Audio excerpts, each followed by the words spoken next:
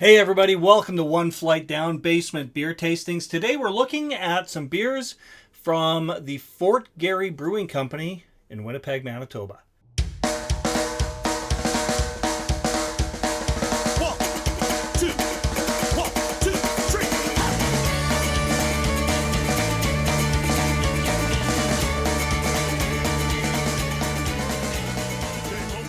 Alright, so we can't talk about beer in Winnipeg without talking about Fort Garry Brewing. Fort Garry started out in 1930. They were bought out by Molson early on and kind of disappeared from the market for a long time. In 1994, the brand reemerged and for the longest time was the only independent brewer we had here in Manitoba. We had a couple upstarts that disappeared that followed Fort Garry. But until I think in the early 2000s, Half Pints came along and they were around for a little while. I think actually that was more like mid to late 2000s. And then it wasn't until around 2016 when the craft beer scene really exploded here, in large part due to changes to our liquor laws, which were really outdated.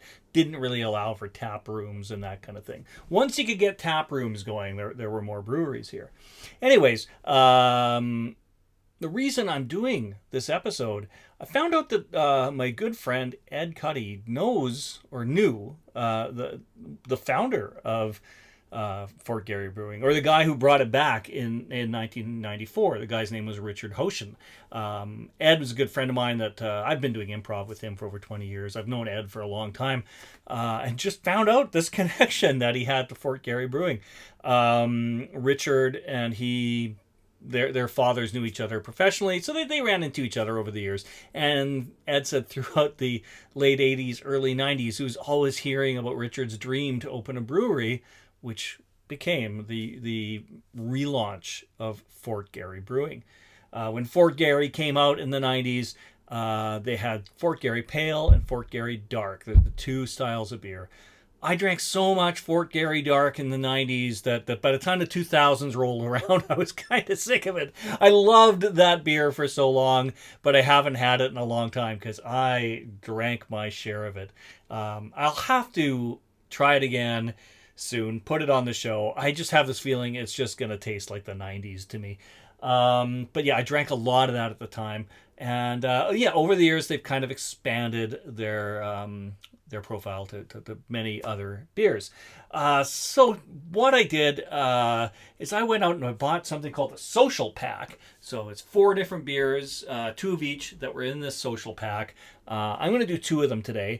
In the social pack were the Portage and Maine IPA. That is 6.5% alcohol. The Canadian Red Lager, the Rouge. Something called the Middle Province Lager, and Hoeschen's 12, named after Richard Hoeschen, the founder of Fort Garry, who unfortunately passed away at a young age. I don't know if I've got the year in here that he passed away. But yeah, sadly, he passed away at a young age. Isn't with us anymore, but they're naming this beer after him. It's a hazy IPA. I'm doing this one for sure. I think my other choice is going to be the Rouge. Just because it's closer to their flagship stuff. It's closer to their core brand of beers, which would be the Pale and the Dark, and they've got a Northern Light. The Rouge, I think, was the 3rd one that they put out. And yeah, so it's kind of closer to just like your sort of core Fort Garry beers. So I think I'm going to do that. I'll save the Middle Province for like a deck beer kind of a thing, because I do like a lager on a hot day while I'm barbecuing, that kind of thing. And Portage and Maine I will save as well. I haven't had one of these in a while. It's a tough choice between this and the Rouge, but I stand by my choice, people. All right, so we're going to start off with the Hoeschens. It's a hazy IPA, says Legends Never Die. With this beer, Richard, we salute you. It is 7.5% alcohol. Say anything else with the IBUs? I'll get to that in a second. Let's crack this open.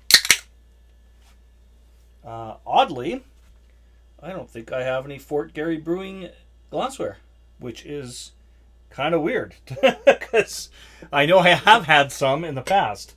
But Winnipeg Brewery, Winnipeg Jets glass will work. All right, let's pour this out. I did try this quickly at the Winnipeg Beer Festival recently, and if you haven't seen my video on the Winnipeg Beer Festival, you should check it out. It was a really, really fun day. One of the highlights for me was when my friend Aaron realized that the name of this beer was a play on words. Hoeschen's 12 Hazy IPA from the Fort Garry Brewing Company. Oh, Hoeschen's! I get it. It's a joke.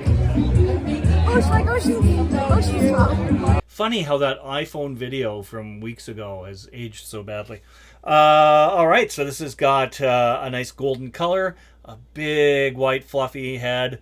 I'm getting some definite tropical aromas on there, maybe a bit of pine as well. Let's see what we've got in here. Proudly brewed in Winnipeg, Manitoba by the pioneers of craft beer. The hops are Citra and Mosaic. It is double dry hopped. This hazy IPA is packed to the brim with citrus and stone fruit to make a well-balanced brew. The ingredients are water, barley, yeast, and hops. Yeah, that's what we got. Doesn't say anything about the IBUs. I don't see that anywhere on here, which I always find. I mean, I don't know. It's become one of those things I expect with an IPA. But I mean, it doesn't really matter, does it? I mean, a hazy is usually, I think, probably not more than like 30 or something like that. Like you're not getting into those crazy 50 plus level IBUs usually with a hazy. But 7.5% alcohol, that's pretty strong. Let's go in for a taste.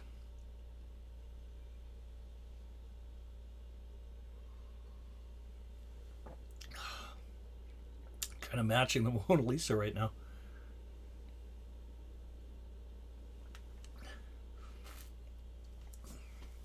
Yeah, it's quite not as juicy as I remember it from the beer festival, but it's still got a bit of a juice punch. Yeah, it's you're not getting it's not too bitter.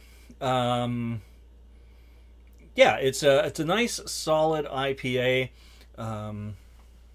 Yeah, I can't complain about this at all.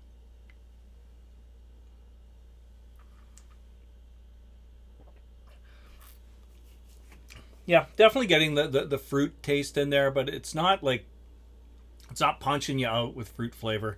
It's nice and subtle, actually. I find sometimes you get these hazy IPAs and they're just packed with fruit, right? Or packed with fruit flavor. It's not necessarily fruit in there, but they're packed with that flavor. This is, yeah, it's a little more subtle than I remember from the beer fest, but it's still quite nice. I would certainly drink this again. And yeah, this seems like a pretty good tribute to Richard Hoeschen. Cheers, Richard.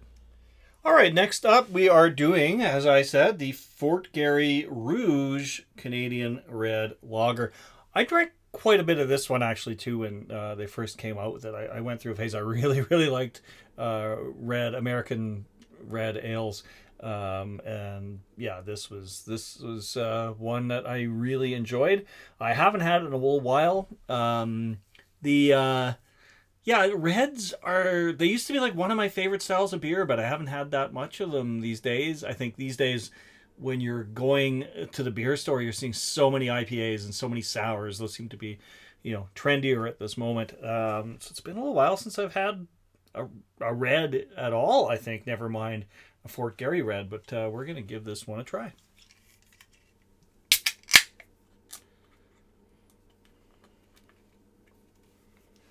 So the Fort Garry Red comes in at 5% alcohol. Pours out, obviously, a nice deep amber color. Quite attractive, really.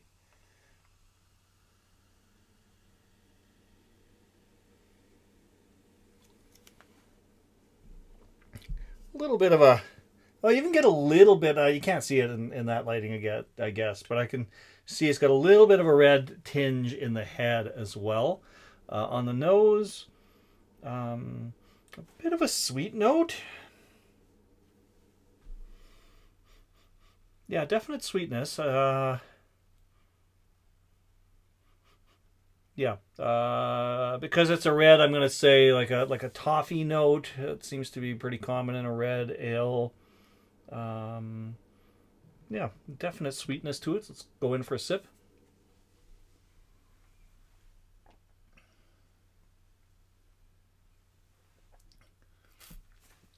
Quite sweet on the taste too. Quite sweet. Um, the body on it's quite thin. Um,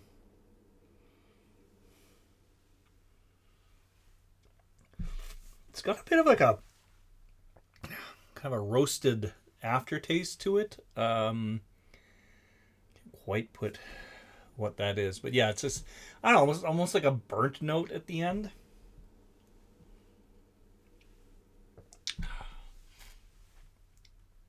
But really sweet up front, like really, really sweet. Yeah, I couldn't drink too many of these. I used to drink a lot of them. I guess I used to like sweet beers a lot more than I do now. But yeah, that's really, really, really sweet. Yeah, but again, it's not a style I go for that much. If you like red ales, you might like it. But the hazy IPA, the Hoeschen's 12, was quite nice. This one, I'm not so sure. We'll see how the others are. I've got. I remember the Portage and Maine IPA being quite nice. It has been a few years since I had that one, but definitely I do remember it being good. So I'm hoping I'll enjoy that again. And yeah, that lager I will do probably on one of my deck beer editions. So you may be updated on those soon. Hey everybody, just a quick update. I am now trying the Middle Province Lager. This is a 5% lager made with Nugget and Willamette hops. Not hop varieties I'm familiar with at all. But I mean, there's not much of a hoppiness to this. There's a little tiny bit of a bite. It's actually quite nice. I just thought I'd let you know because I was so underwhelmed with the Rouge and I'm enjoying this. So I thought let's end the video on a better note. Anyway, take care of yourselves, everybody. Cheers.